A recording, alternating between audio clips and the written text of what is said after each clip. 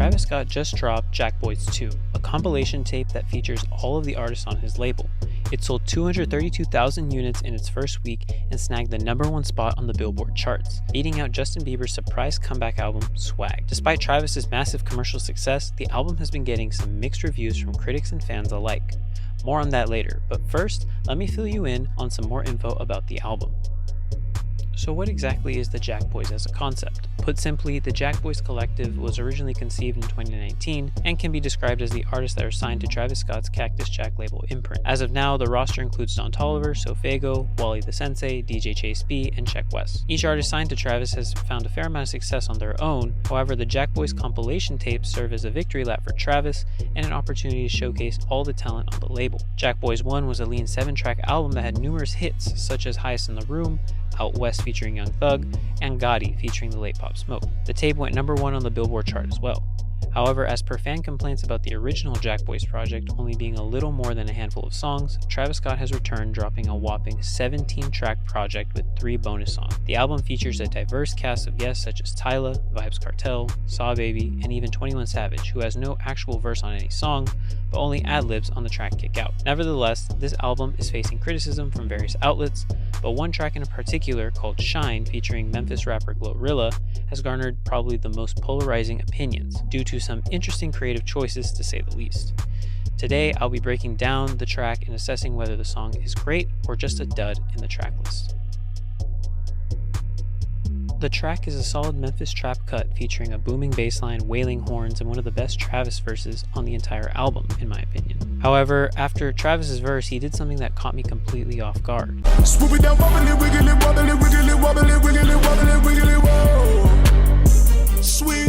Initially, I did not know how to feel. Did he just ruin the song? Why is this auto-tune soaked vocal line even here? And after hearing that, GloRilla then takes over the track, and she also delivers a great verse, but then ends that verse similarly to Travis. Wobbly, wiggly, wobbly, wiggly, wobbly, wiggly. Ooh. After hearing this weird wibbly-wobbly vocal line, I became curious as to why they decided to put this in the song. I began looking around with the hunch that this was not just an attempt to go viral for saying some gibberish on a rap song, but something more profound. I looked online to find listeners theorizing about possible inspirations for these lyrics, if you can call them that. Some thought it was actually a reference from a Spongebob episode, and the clip comparing both songs has over 1.5 million views on Instagram. Wobbly, wiggly, wobbly, wiggly, wobbly, wiggly, wobbly, wiggly,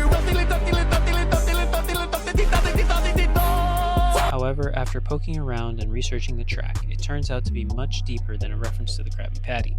The first clue I came across was the track's name, Shyne, which I found out was a reference to the Bad Boyz track, which is also named Shyne, released in 2000. After playing the track, I could hear something very familiar in the background. Thugs I bang and let your fucking brain sang snitches. Fuck all the maple bitches with riches who carry 20. This track sampled another song called Come With Me from 1970 by the legendary Barrington Levy.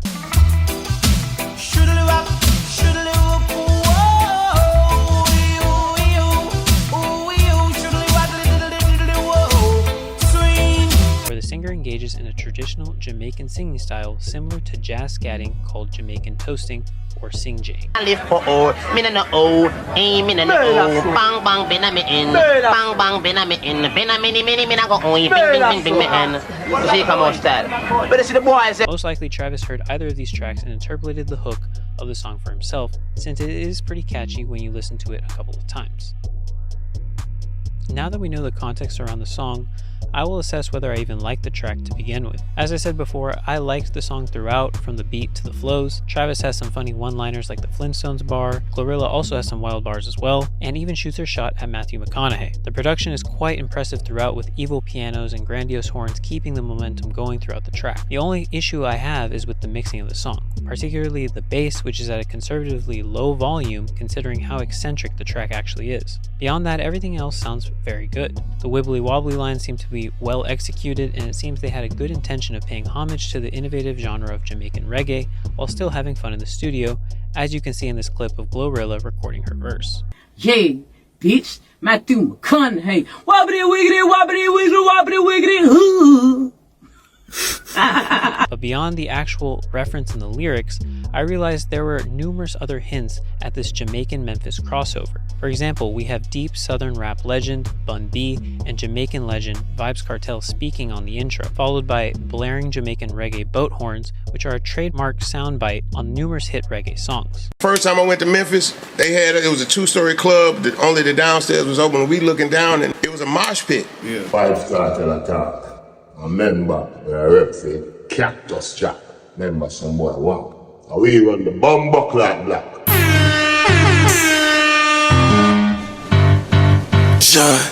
I believe this track is a captivating blend of Memphis and Jamaican music, and it's remarkably forward-thinking, making it one of the standout cuts on the album for me.